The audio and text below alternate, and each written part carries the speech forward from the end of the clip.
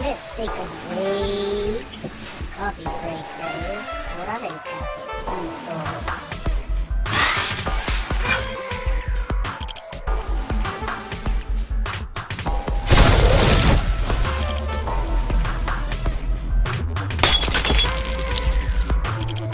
Welcome to another Coffee Break, where we're able to learn, discuss, and discover various topics. So I'm glad you're able to join me on your coffee break today. So grab yourself a hot cup of coffee, a hot cup of tea, or a hot cup of cocoa, whatever that might be. So today's topic is leadership, plain and simple. I do get this question quite a bit and asking me to define leadership and share what I think leadership is. And then, of course, I get asked quite a bit, well, why is it important that I have leadership skills?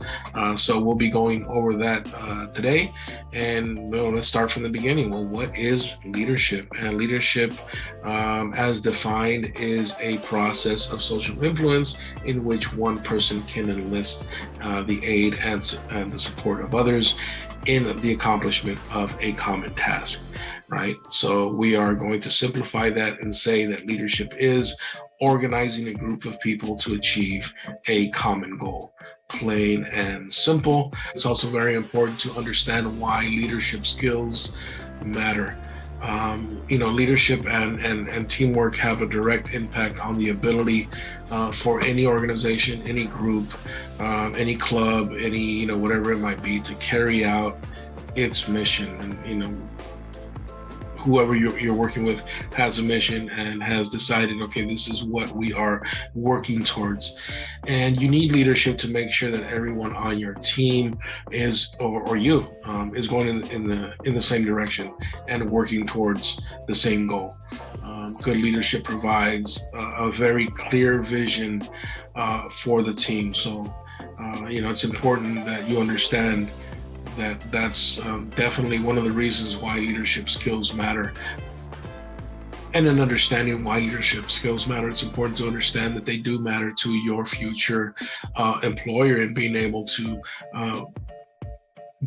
best fill the position that they are seeking to fill with a person who can demonstrate a certain set of skills in order for them to be the best possible fit for their organization. So these are in no particular order, but these again are, I think, the top job skills that employers are looking for. So it's important to understand that you must be able to have the skills to solve complex problems, right? Because you might be faced with, and will definitely be faced with, some challenging and complex issues that might arise in the moment or are foreseen, and you must have the skills to be able to deal with those. You must also be a person who is a good critical thinker and a person who is creative, right? Not only in the way you do your work, but how you work with others in that process to ensure that the work gets done, right? So along those lines, you must have, I think, good people management skills, which is very important. And, the ability to coordinate with others. So, in the day and age that we're working in now, you have to have an understanding of collaboration, but most importantly, how to coordinate your efforts with the efforts of others so that you don't duplicate services for the groups that you're working in. You must also be a person who is highly emotional intelligent, right? That's definitely a skill that needs to be learned, and especially the process. Right. So not only you want to be able to control your own emotions and how those play out in any scenario, whether it's at work, whether it's at home, or in your social life, but you want to be able to teach your team on how to understand that process and how to control their emotions, but you also want to have an influence over their emotions as well, so that doesn't create a problem for whatever it is that you are working towards. You also want to be able to ensure that you have good judgment and decision-making skills. Learn the processes for those on how to make judgments is, sometimes we make judgments on the fly, but if you have the baseline understanding of decision making skills, processes, that you're going to make the best decisions possible. I think it's also important that you understand how negotiation works, especially with working with collaborative teams, that you not only know how to negotiate, how to advocate for yourself, for your family, for your work, but that you also know how to compromise, right? Find beneficial solution for all involved. And I think, just to round it out, I think you need to be very cognitive, flexible. You want to be able to be flexible in the sense that you'll be working with different audiences, and your level of understanding is going to be different depending on the audience that you work with. And you want to be able to also be able to impart your knowledge and change the way that you help someone develop their skills, and depending on who it is as well. So that's in a nutshell why leadership skills matter. And it's important to always think about and consider, okay, well, what qualities of a leader am I demonstrating, and what qualities of a leader do I need to improve on, right? That's very, very important to consider. And I think we'll finish this off with what I think are the must-haves for any good leader. And these are 5 things that you should be practicing in order for you to demonstrate good leadership.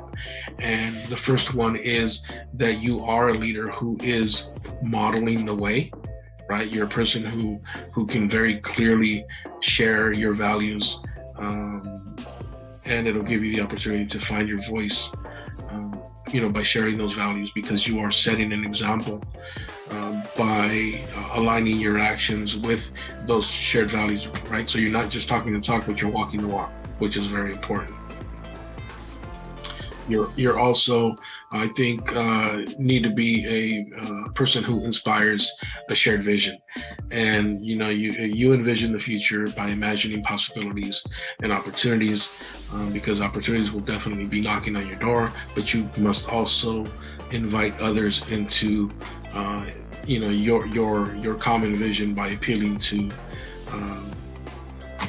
those shared aspirations. Hopefully they feel the same way that you do, but if they don't, get them on board so that they can see what it is that you're seeing in the future of possibilities and opportunities. I think also in practicing being a good leader, don't be afraid to challenge the process. Make sure that you're always taking initiative in looking for new opportunities, not only for you, but for your organization, and opportunities for growth.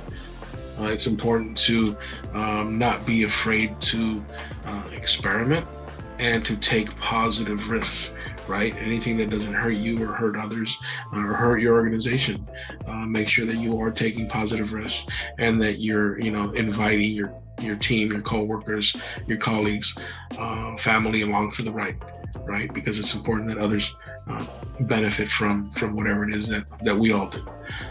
You also want to demonstrate and show that you have the ability to enable others to act, right? You're a motivator, that you foster collaboration by building trust, and by building on those relationships. But by strengthening others, you look to, of course, share your knowledge, share your skills, and support people on their journey in becoming better leaders, because it will do us no good if we don't share our knowledge and our skills and support others on their journeys, not to become better leaders either, because then we won't be leaders in that sense, right? And I think to round it off as part of what the 5 practices of a good leadership is that you are encouraging the heart, and that is that you recognize contributions, no matter how small or how large, by showing appreciation to the people who make your work possible. All right, because if it weren't for those, even the smallest of contributions by others that you achieve and you become successful. So it's important to show appreciation, whether through it's a thank you card, whether it's an email, a phone call, a text, candy, taking somebody out to lunch, taking somebody out to dinner, whatever that might be. But always, always, always show appreciation and take the opportunity, whether it's at a staff meeting or in person, to or in the other ways to show appreciation for that. And of course, along the way, in order for you to build on that community spirit, you always want to celebrate victories, no matter how big, no matter how small. And of course, always pat somebody else on the shoulder, even if they're not patting your back. And, in the nonprofit world, we always see it as a thankless job, but we do it because we have the passion to do what it is that we do to help others. So that being said, I think that's what leadership is in a nutshell. And that's usually what I share with anybody who asks me what leadership is. Again, I start with, looking hopefully to define leadership, sharing why leadership is important, and then sharing what it is that I look for or what others look for in a good leader. With that being said, that's it for today's coffee break. So make sure you like, subscribe, hit that notification bell, and share this video. So get back to work or whatever it is that you were doing, and we'll see you on the next coffee break. Lates.